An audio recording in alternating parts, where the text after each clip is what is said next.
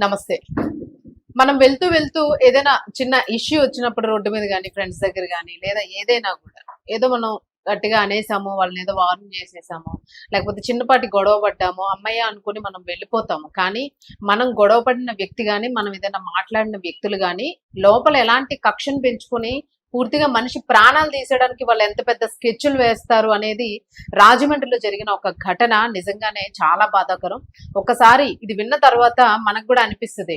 చాలా జాగ్రత్తగా ఉండాలి, అప్రమత్తంగా ఉండాలి అని. బట్ ఇలా చేయడం ఎంతవరకు తప్పు, నేరం అనే దాని గురించి కూడా ఒకసారి మనం మాట్లాడదాం. మనతో పాటు సీనియర్ జర్నలిస్ట్ దాము బాలాజీ గారు ఉన్నారు. నమస్తే సార్. నమస్తే.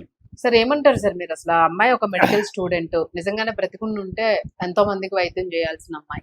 సో అలాంటి అమ్మాయిని ఒక చిన్నపాటి గొడవ వలన ప్రాణం తీసేశారు అత్యంత దారుణంగా. సో ఏం జరిగింది, ఏంటి అసలు, ఎలాంటి శిక్ష పడే అవకాశం ఉందని అనుకోవచ్చు వీళ్ళకి? మామూలుగా మనకి పార్కింగ్ దగ్గర గొడవలు అనేవి చాలా సార్లు అది ప్రాణాంతకంగా దారితీస్తుంది. ఆ మధ్య కూడా హైదరాబాద్ లో ఒక అపార్ట్మెంట్ లో ఒక వ్యక్తి పార్కింగ్ చేసి పైకి వచ్చాడు. ఇంకొక కొత్తగా బంధువుల ఇంటికి వచ్చిన ఒక అతను దాని వెనకాల పార్కింగ్ చేశాడు. అయితే ముందు పార్కింగ్ చేసిన అతనిది రిచ్ వెహికల్ అనమాట. అతనికి గీతలు పడ్డాయని చెప్పి కిందికి వచ్చి ఎవరు ఈ వెహికల్ అని చెప్తే ఇతను అని చెప్పారు. అతను పిలిపించాడు. పిలిపించి గొడవ వేసుకొని అతని ఎదురు రొమ్ములో కొట్టాడు. కొడితే అతను పడి చనిపోయాడు. బంధువుల ఇంటికి వచ్చిన అతను. ఇదొక ఎగ్జాంపుల్. ఇలాగా బోల్డ్ ఈ మధ్య కాలంలో మనం చూస్తున్నాం. చివరికి తమిళ వాళ్ళ పార్కింగ్ పేరుతో ఒక సినిమా కూడా తీశారు.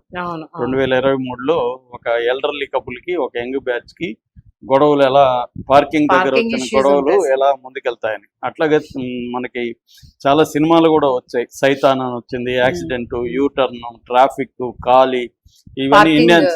పార్కింగ్, రోడ్ రేజ్ రెండు మిక్స్ ఇక్కడ. సో రోడ్ రేజ్ ఏమో రోడ్ లో ట్రాఫిక్ లో గొడవలు. సో ఈ రెండు మిక్స్ చేసిన సినిమాలు ఇండియాలో వచ్చాయి. ఇంకా హాలీవుడ్ అవి అయితే కొన్ని వందలు వచ్చుంటాయి. అక్కడ ఇంకా ఎక్కువ. అక్కడ ఏంటంటే మనం ఓవర్టేక్ చేశారని కూడా కాల్చి చంపే సంఘటనలు బోల్డ్ ఉంటాయి అక్కడ. సో ఇక్కడ కూడా ఈ మధ్య కాలంలో బాగా పెరుగుతున్నాయి. దీనికి ఒకటి కారణం ఏంటంటే, ఒకటి రిచ్ డబ్బులు ఎక్కువ పెట్టిన వెహికల్స్ రావడం. వాళ్ళకి చిన్న గీత పడినా వాళ్ళు బిడ్డకి ఏమైనా అయితే కూడా పట్టించుకోరేమో, కానీ వాళ్ళ వెహికల్ కి చిన్న గీత పడినా కూడా ఇంకా వచ్చేస్తారు. తర్వాత జనరల్ గానే కొన్ని ప్రాంతాల్లో ఫస్ట్ సామధాన దండోపయం అంటారు కదా, రివర్స్ లో ఉంటుంది. నేను హైదరాబాద్ లో కూడా అట్లాంటి కల్చర్ ఎక్కువ చూస్తుంటాను. ముందు కొట్టేసి తర్వాత లాస్ట్ లో మనం బలం ఎక్కువగా ఉందనుకుంటే అప్పుడు అడుక్కోవడం మొదలు పెడతారు. ఫస్ట్ కొట్టడానికి వస్తారు మనల్ని. అట్లా నేను కూడా ఫేస్ చేశాను. సో నేను చాలా, అంటే నేను పర్సనల్ నన్ను కొట్టలేదు, కానీ దాదాపు అటువంటి కొట్టడానికి వచ్చే కైండ్ ఆఫ్ వచ్చిన సిచ్యువేషన్స్ ఉన్నాయి. నేను కొంతమందిని అయితే చూశాను కూడా కొట్టడం. ఆ మధ్య ఒక అతను పెద్ద ఆయన్ని ఇలాగే ఆయన అడ్డుపడుతున్నాడు అని చెప్పి నడివీధిలో నిలబెట్టి ఆయన దగ్గర 100 గుంజీలు తీయించి ఆయన చనిపోయాడు. సో ఇలాంటి సంఘటనలు బోల్డ్ ఉన్నాయి. బెంగళూరులోనే మొన్ననే ఒక అతను కారు ఆపాడు. అక్కడ ఇద్దరు స్కూటర్లో నిలబడి సిగరెట్లు తాగుతున్నారు. ఒక సిగరెట్ ప్యాకెట్ కొనియమన్నారు. మేమెందుకు కొనేవాళ్ళు, మీరు దిగి తీసుకోండి అన్నారు. గొడవ అయింది. గొడవ అయినాక స్కూటర్ వేసుకొని వెళ్తుంటే ఈ కారు వాళ్ళు వెనక నుంచి వాళ్ళని కొట్టి అందులో ఒక అతన్ని 1 కిలోమీటర్ ఈడ్చిపోయి చంపేశారు. సో ఇలాంటి బోల్డ్ సంఘటనలు మనం చూస్తున్నాం. కొన్ని మనం చెప్పుకున్నాం కూడా. సిమిలర్ సంఘటన ఇది ఇంకా దారుణమైంది. ఎందుకంటే ఈమె మెడికో అమ్మాయి, డెర్మటాలజీ డిపార్ట్మెంటు, జిఎస్ఎల్ మెడికల్ కాలేజీలో చదువుతుంది. 28 ఏళ్ళు. ప్రియాంక అమ్మాయి పేరు. అమ్మాయి ఏబి అప్పారావు రోడ్లో, రాజమండ్రిలో ఏబి అప్పారావు రోడ్లో ప్రసాదాదిత్య మాల్లో సినిమా చూడడానికి వెళ్ళింది. అక్కడ కొంతమంది నామవరం అనే ఒక ఏరియాకి సంబంధించిన యువకులు ఆల్రెడీ వాళ్ళు మందు కొట్టొచ్చున్నారు.